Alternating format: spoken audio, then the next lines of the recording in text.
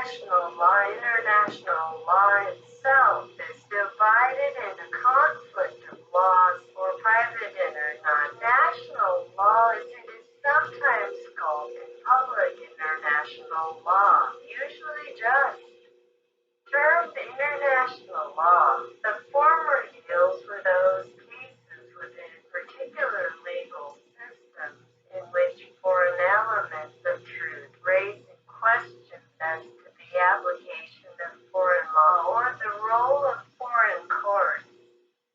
For example, if two Englishmen make a contract in France to sell goods situated in Paris, an English court would apply French laws regarding the validity of that contract.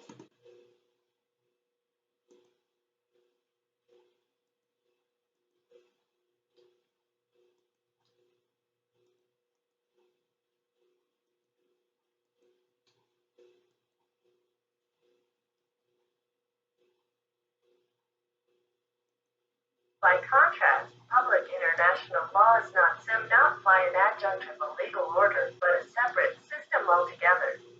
Public international law covers relations between states and all their why are not IAT forms, from war to satellites, and regulates the operations of the many international institutions. It may be universal or general, in which case the stipulated rules bind all the states, or practically all, depending upon the nature of the rule, or regional, whereby a group of states linked geographically or ideologically may recognize special rules applying only to them. For example, the practice of diplomatic asylum that has developed to its greatest extent in Latin America.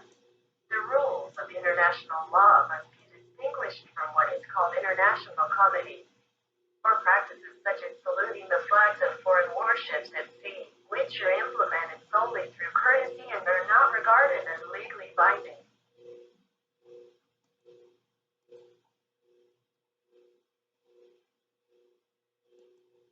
There is no unified system of sanctions in international law in the sense that there is a municipal law, but there are circumstances in which the use of force is regarded as justified and legal.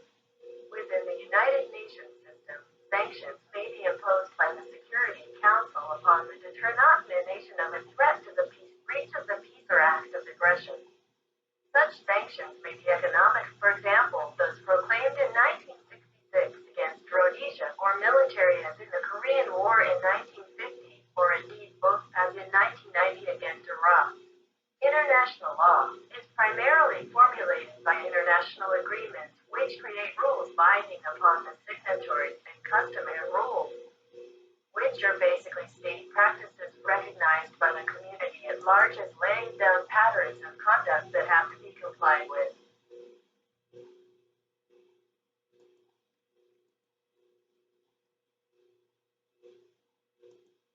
2.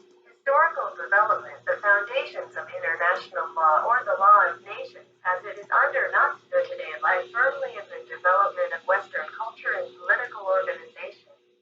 The growth of European notions of sovereignty in the independent nation-state required an acceptable method whereby interstate relations could be conducted in accordance with commonly accepted standards of behavior, and international law filled the gap. But although the law of nations took root and flowered with the sophistication of Renaissance Europe, the seeds of this particular hybrid plant are of far older lineage.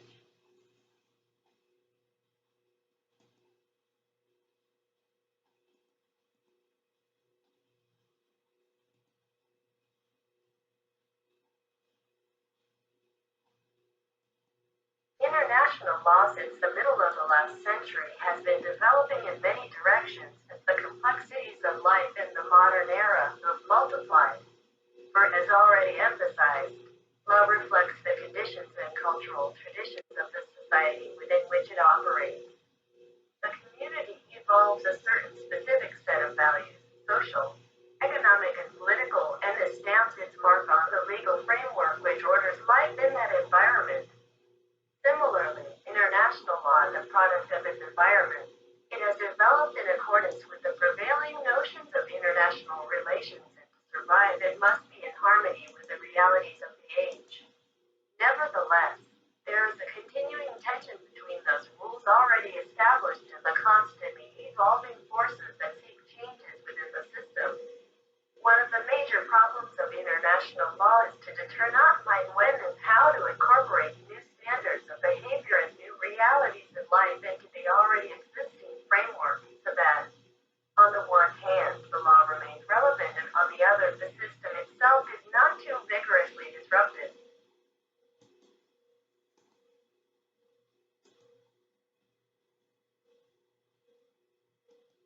The scope of international law today is immense, from the regulation of space expeditions to the question of the division of the ocean floor, and from the protection of human rights to the management of the international financial system. Its involvement has spread out from the primary concern with the preservation of peace to embrace all the interests of contemporary international life, together with the evolution of individual human rights. The rise of international organizations marks perhaps the key distinguishing feature of modern international law. In fact, international law cannot in the contemporary era be understood without reference to the growing number and influence of such intergovernmental institutions.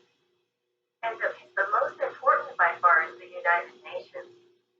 The UN comprises the vast majority of states. There are currently 192 member states, and that alone constitutes a political factor of high importance in the process of diplomatic relations and negotiations, and indeed facilitates international cooperation and norm creation.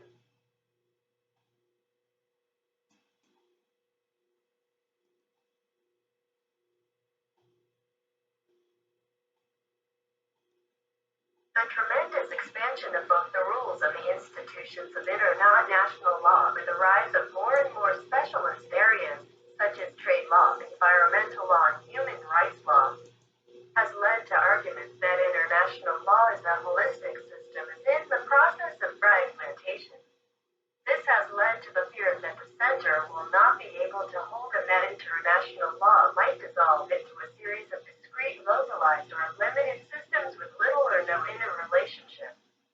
In many ways, it is the explosion of what is termed globalization, with the consequential spread of practices and mechanisms across the world, that has precipitated this problem of fragmentation. Being defined in one view is the emergence of specialized and relatively autonomous spheres of social action and structure.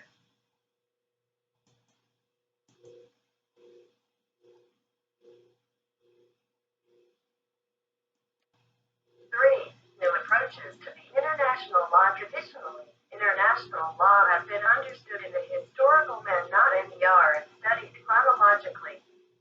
This approach was especially marked in the 19th century as international relations multiplied and international conferences and agreements came with increasing profusion. Between the world wars, the opening of government archives released a wealth of material and further stimulated a study of diplomatic history. While the creation of such international institutions as the League of Non-Nations and the Permanent Court of International Justice encouraged an appreciation of institutional processes. However, after the Second World War, a growing trend appeared intent upon the analysis of power politics and the comprehension of international relations in terms of the capacity to influence and dominate. The approach was a little more sophisticated than might appear at first glance, for it involved a consideration of social and economic as well as political data that had a bearing upon a state's ability to withstand as well as direct pressures. Nevertheless, it was a pessimistic interpretation because of its centering upon power and its use of the motive force of interstate activity.